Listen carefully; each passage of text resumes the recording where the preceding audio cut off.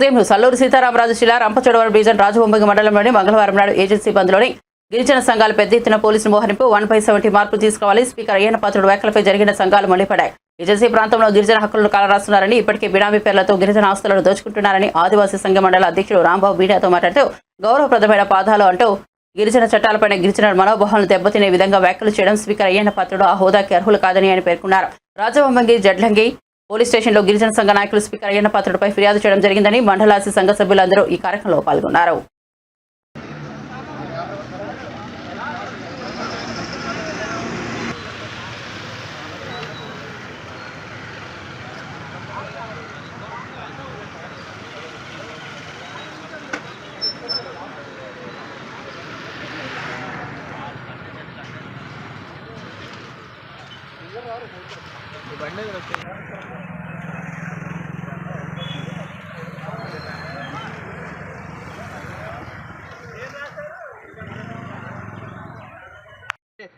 Speaker గారు ఏదైతే పదజాలలో వాడారో అవి మాత్రం వెనక్కి తీసుకోకపోతే కనుక ఏజెన్సీ ప్రాంతం అంతా కూడా భారీ ఎత్తున ఉద్యమాలు చేస్తాము. ఉద్యమాలనే భయభ్రాంతులతో ఆపాలనుకుంటే మాత్రం మీ తరం కాదు.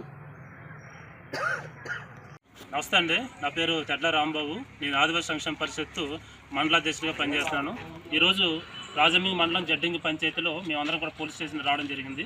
పోలీస్ స్టేషన్ వచ్చినటువంటి కారణం ఏంటంటే గౌరవ అసెంబ్లీ స్పీకర్ ఎవరైతే అయ్యన్న పాత్రులు ఉన్నారో అయ్యన్న పాత్రులు అసెంబ్లీలో ఒక సందర్భంలో మాట్లాడుతూ ఏజెన్సీ అభివృద్ధి చెందకపోవడానికి గల కారణం 1/70 చట్టం ఉండడం వల్ల ఏజెన్సీలో గిరిజనులకి ఆర్థికంగా బలోపేతం అయి ఉండరు కాబట్టి దాని ద్వారా ఏజెన్సీ అభివృద్ధి జరగడం అనేది ఆగిపోయింది.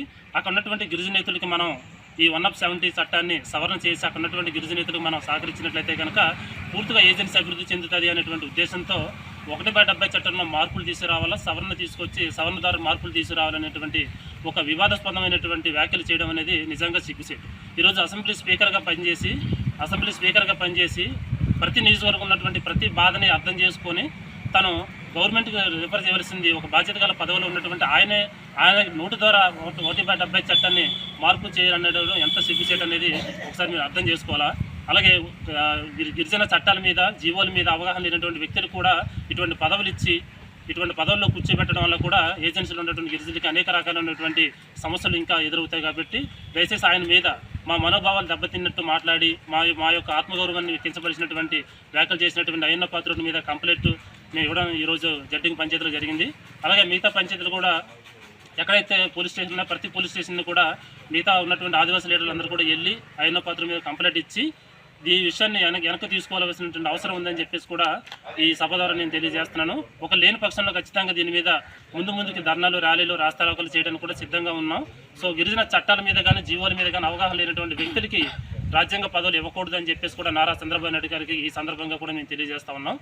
సో కాబట్టి ఈరోజు 1/70 చట్టం మీద కనుక కనీసం చెయ్యాలనే ఆలోచన కూడా వస్తే అది ఎలా ఉంటుంది ముందుకు అనేటువంటి విషయాలు కూడా మీకు ముందుకి తెలియజేయడం జరుగుతుంది.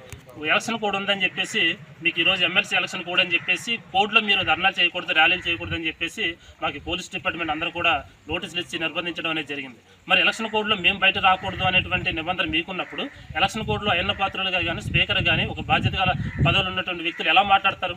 గిరిజన చట్టాల మీద అవగాహన లేనటువంటి వ్యక్తులు ఎలా మాట్లాడతారు? సో ఆయన మాట్లాడుతూ కూడా ఆయన ఒక మాట అన్నారు, ఈ గిరిజన చట్టాల కోసం నాకు తెలీదు, మంత్రి గారు మాట్లాడాలా, మాట్లాడిన తర్వాత నేను మిగతాది మాట్లాడతానన్నారు. మరి గిరిజన చట్టాల కోసం తెలియని వ్యక్తి, గిరిజన హక్కుల కోసం తెలియనటువంటి వ్యక్తి ఏజెన్సీ పాడేరు కోసం మాట్లాడే అవసరం ఏమొచ్చిందని కూడా ఈ సందర్భంగా తెలియజేస్తూ ఈ వ్యాఖ్యను వెనక్కి తీసుకోకపోతే మాత్రం ఇటువంటి ఉద్యమాన్ని ఉధృతం చేసి మరింత రాస్తారోకో చేసేటువంటి ప్రయత్నాల్లో ఆలోచనలు కూడా మేము ఉన్నామని తెలియజేసుకుంటూ so thank you very much. జై ఆదివాసీ.